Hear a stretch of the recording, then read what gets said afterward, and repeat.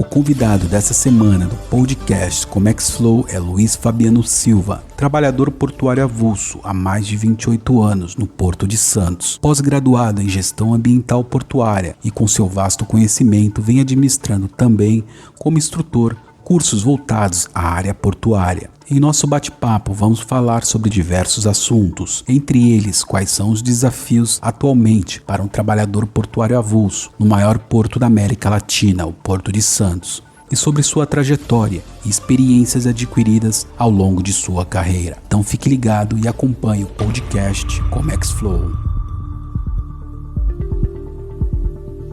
Olá, Luiz Fabiano, é um prazer tê-lo conosco no podcast Comex Flow. Olá, Luiz. Primeiramente, quero dizer que para mim é uma honra estar aqui. Aproveito para agradecer o convite.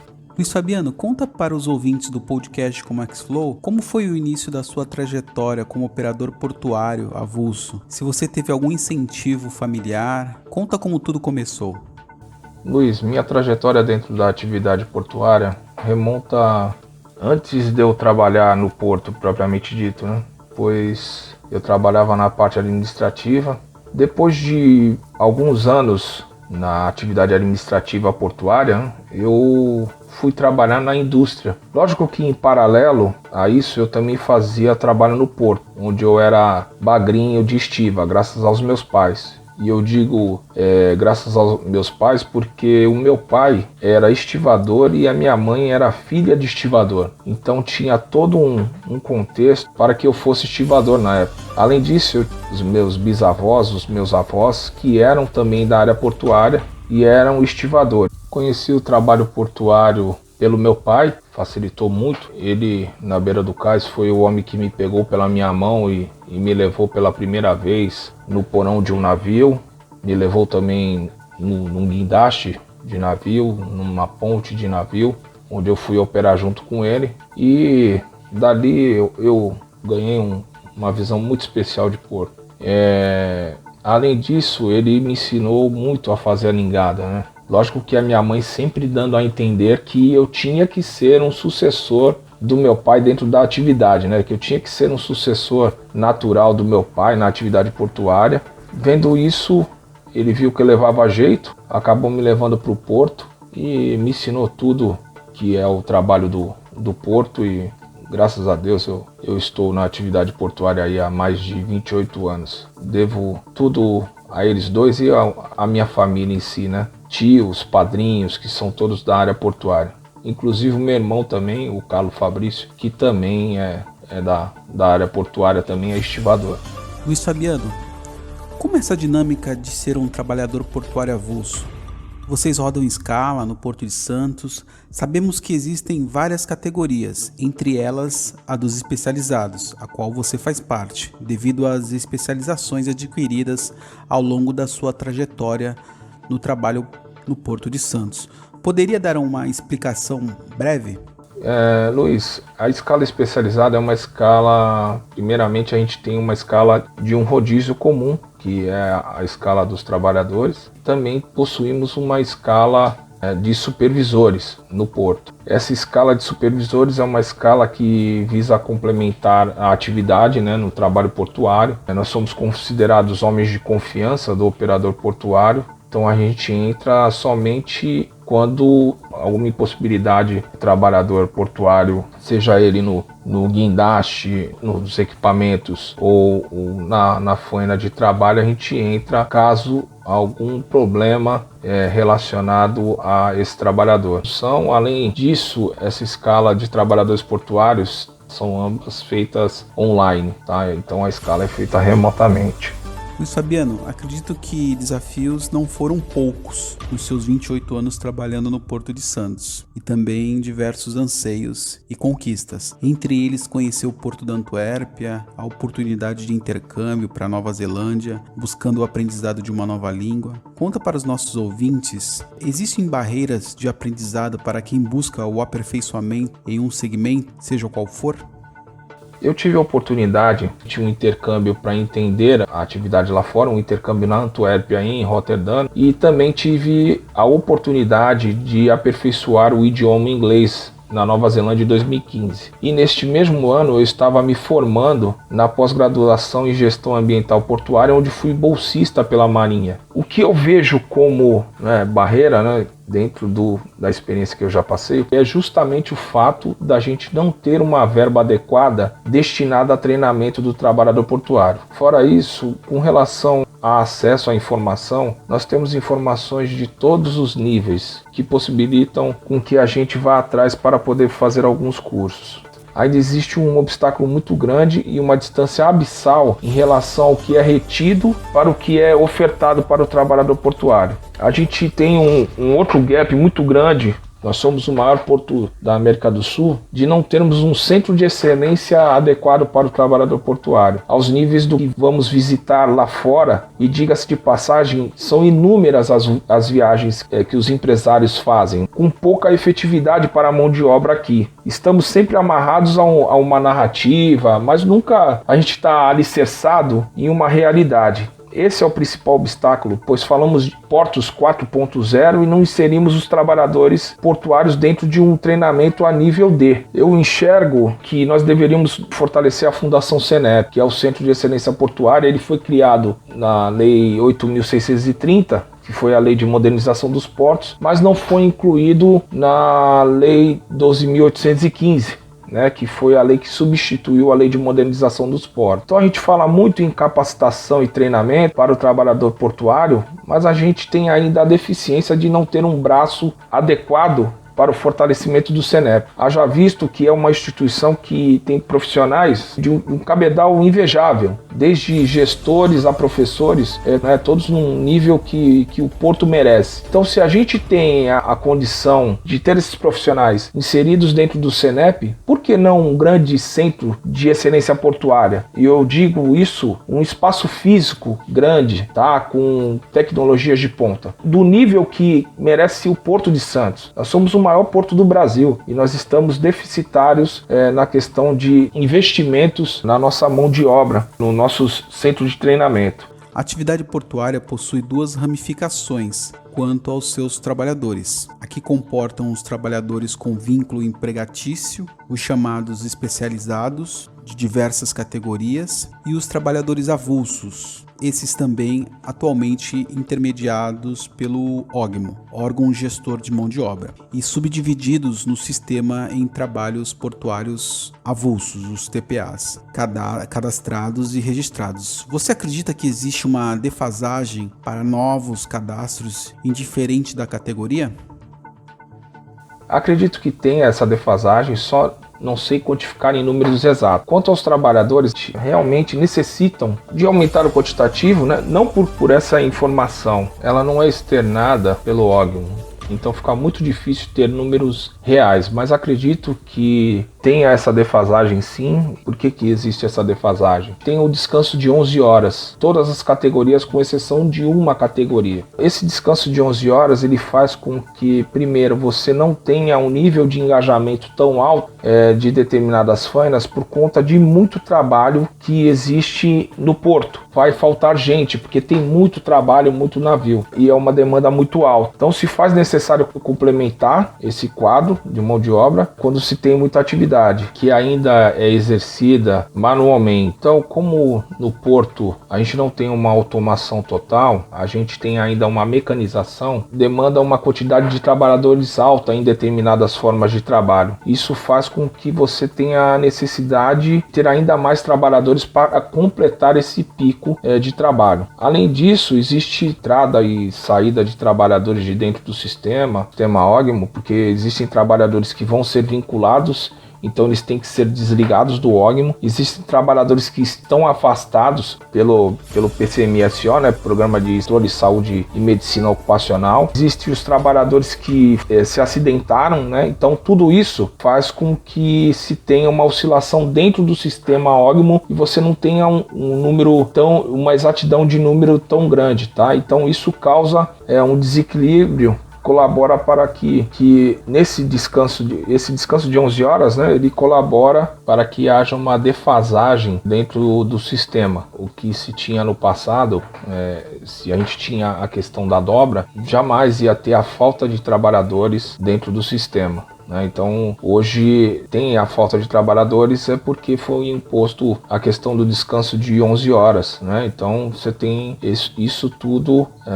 colaborando para que a gente complete o quadro do sistema OGMO com a entrada de novos cadastros. Creio eu que essa lacuna deixada pelo descanso, ela tem que ser preenchida o mais rápido possível, né? Eu acho que a gente já passou do time, nós já tivemos outros processos seletivos em outros órgãos do Brasil, tá? E foram complementados com outros trabalhadores, né? Com trabalhadores multifuncionais. A gente já tem essa evolução em outros portos do Brasil, por que não em Santos, né? Para que esse trabalhador se torne multifuncional. A gente tem que oxigenar o sistema e fazer uma sucessão natural, né? A gente vai envelhecer, a idade vai chegar para todos, então a gente tem que fazer uma oxigenação, ingressar com mais trabalhadores dentro do sistema para que você agregue dentro desse novo trabalhador, dentro desse novo modelo de trabalhador inserido dentro do sistema, a multifuncionalidade, que ele seja um trabalhador muito mais completo. Muito embora dentro da estiva a gente já é multifuncional, né? Eu digo como estivador.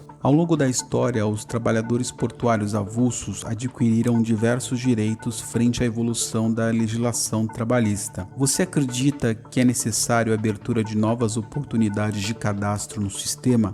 No caso do trabalhador portuário, nós não tivemos uma evolução. Eu não encaro dessa forma uma evolução na legislação trabalhista. Nós tivemos uma mini reforma portuária, pois temos uma legislação própria, no trabalhador portuário avulso, que foi fruto da pandemia, né? Nessa mini reforma teve um ponto que criou, né, que ficou um pouco estranho, né?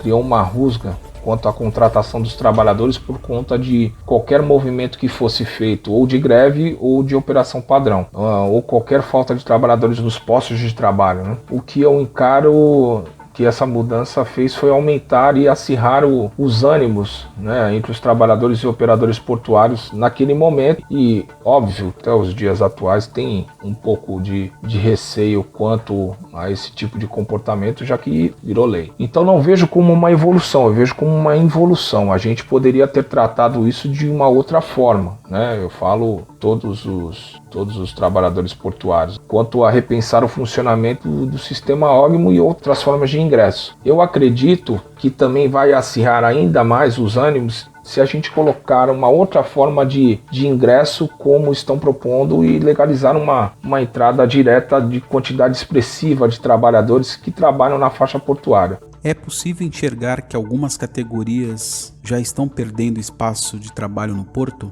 O que eu entendo é que a gente necessita de processo seletivo em condições isonômicas e com total lisura para que esse trabalhador que esteja aí no porto, já que dizem que tem esse trabalhador aí no porto, ele ingresse no OGMO e ele conheça de todas as fainas. Daí ele passa a conhecer de todas as formas de trabalho que existem no porto. Porque hoje o trabalhador, ele, por exemplo, está num segmento de alguma carga, ele não conhece os outros segmentos. Um exemplo, ele trabalha no segmento de container, mas ele não conhece os segmentos da celulose, ele não conhece o segmento do granel, ele não conhece o segmento da carga geral. Então ele tem que aprender sobre esses outros segmentos que existem no porto, para quando ele ingressar no OGMO, e assim ele vai passar a fazer parte desse rodízio que existe entre os demais, né, que estão no sistema. Vai passar a adquirir novos conhecimentos também. E será benéfico, não só para ele, como para o sistema também. Eu acho que isso demanda um tempo, e se a gente trouxer somente esse trabalhador que está nesse outro sistema, no caso ser trabalhador portuário, e querer ingressar ele dentro do sistema OGMO, somente ingressar ele para dentro do sistema, a gente vai ter um outro problema. Lá na frente possa ser que ele tenha, por exemplo, ele tem um acidente de trabalho numa outra faina, pode ser que a gente tenha no trabalhador ele não ser tão eficaz, né, quanto ele é no segmento que ele já está, que ele vai estar trabalhando num outro tipo de faina, vai demandar um tempo para treiná-lo. Então tudo isso tem que ser levado em consideração. Eu acredito que a melhor forma da gente ter a legalização, né, desses trabalhadores, fazerem um processo seletivo em condições isonômicas condições iguais aos que foram feitos em outros portos. Não vejo outra forma a não ser de ser feito um processo seletivo para que eles entrem como trabalhadores multifuncionais. Aí sim a gente seria salutar para o sistema, tanto para quem já está, quanto para quem vai ingressar dentro dele. Isso seria louvável para o sistema, tá? Eles fazerem processo seletivo, passarem por todo um processo e entrarem como trabalhadores multifuncionais. A gente teria um grande avanço dentro do sistema. A atualização tecnológica está chegando a passos largos em nosso setor. Na sua visão, os trabalhadores portuários estão preparados para essas novas mudanças?